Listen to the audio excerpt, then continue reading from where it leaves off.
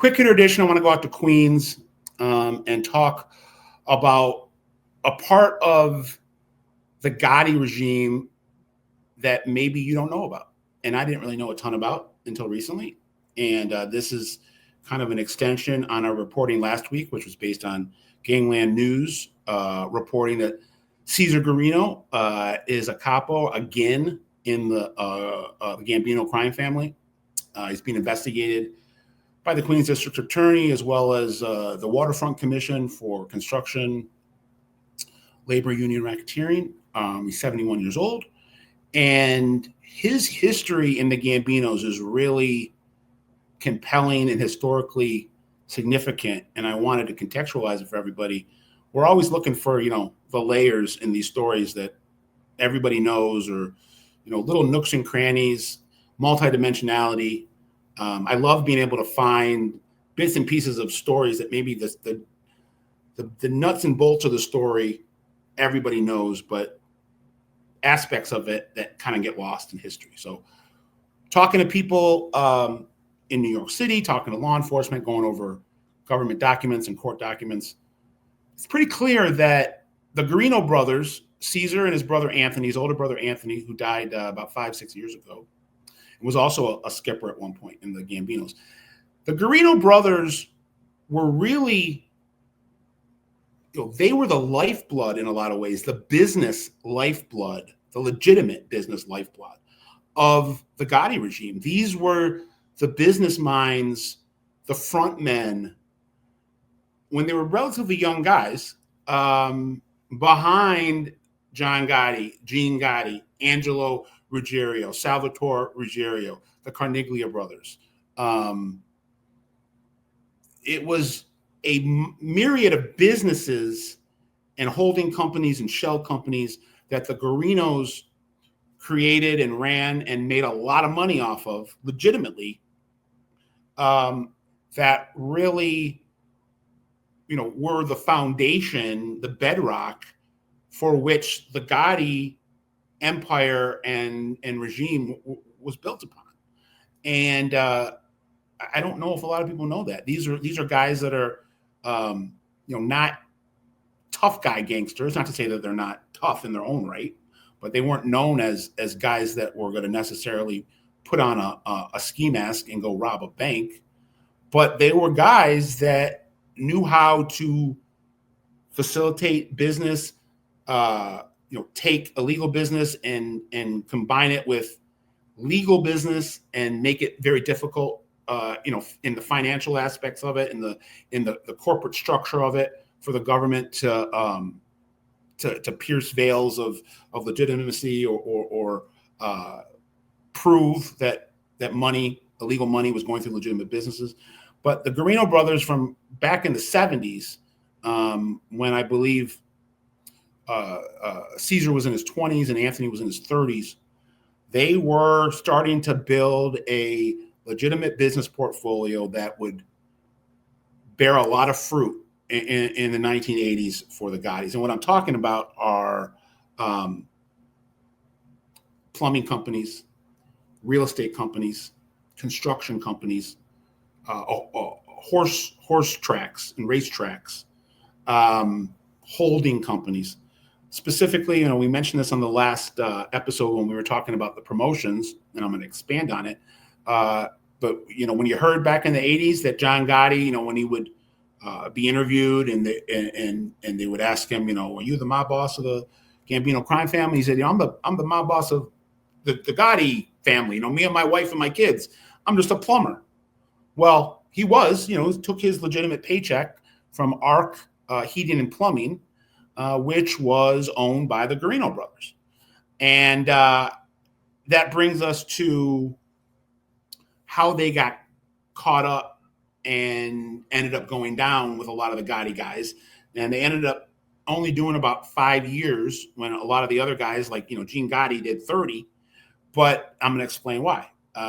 Even though the Gurino brothers were tied up in what was this big drug racketeering case that landed before Gotti took power and was not dare I say, it's pretty factual, was this case that landed in 1984 was the seed that was planted that eventually, we didn't know it at the time, or it wasn't known at the time, led to the palace coup and Gotti making a move on Castellano. It all dates back, again, I'm not talking about stuff that people don't know. It all dates back to a dispute in that year and a half between the Gotti group and Castellano, and the allegations of drug dealing that was forbid, and wiretaps that were part of the case that you could hear a lot of the Gotti guys shit talking Castellano. Castellano wanted to get his hands on those tapes, was demanding those tapes be turned over to him because they were part of the discovery in that drug case. And Gotti was really prompted to move on Castellano because Castellano was going to kill Gotti and his men for drug dealing and for shit talking him on those wiretaps. So let's tie this back to the Gurino brothers. Angelo Ruggiero, everybody knows about Angelo Ruggiero. Quack, quack, Fat Angie, John Gotti's childhood best friend, his right-hand man, eventually became a capo of his crew, would die of cancer, and amidst a falling out with John Gotti over some of this stuff that we just talked about.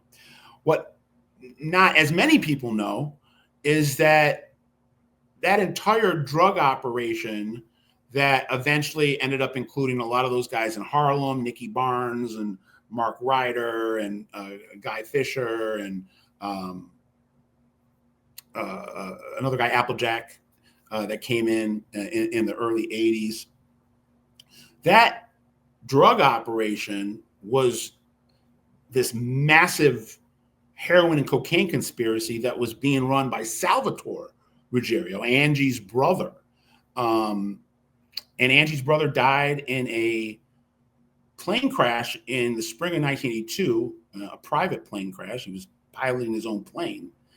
And it was really that unexpected death of Salvatore Ruggiero that sent, it was like this butterfly effect that sent everything into chaos, into cover your ass mode, into having to, restructure a drug organization that was, or a drug crew and an operation that was running like a well-oiled machine under Salvatore, making a lot of money, not making any noise. Everybody was getting paid off of it.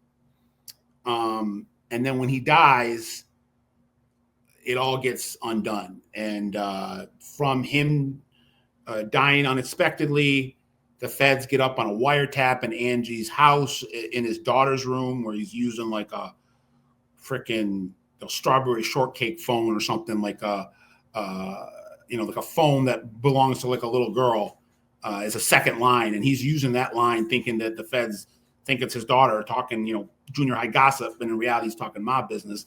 They figured it out. They bug it. And there's all these conversations that the Gurino brothers are all over, talking about how to deal with the fallout from Salvatore Ruggiero's death. The Gurino brothers weren't, just helping the Gottis when they got, into power with all these businesses, helping them with their money and, various other racketeering offenses that you were doing, white collar as opposed to, on the street blue collar.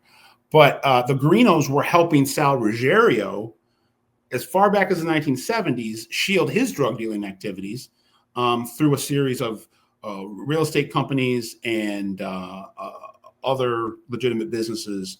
So they were very, intertwined business-wise. So they were helping him purchase property. They were helping him, avoid the law, because Sal Ruggiero was a fugitive for the 7-8 years before he was killed in that plane crash.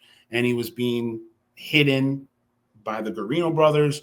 Once he died, the Gurino brothers then were helping Angie Ruggiero and Jeannie Gotti continue the operation for another couple of years. Gene Gotti and Angie Ruggiero go down in the case that ends up leading to the Gotti Palace coup in 84. Gurino brothers don't end up taking that pinch until 1990. They were trying to get the Gurinos to flip.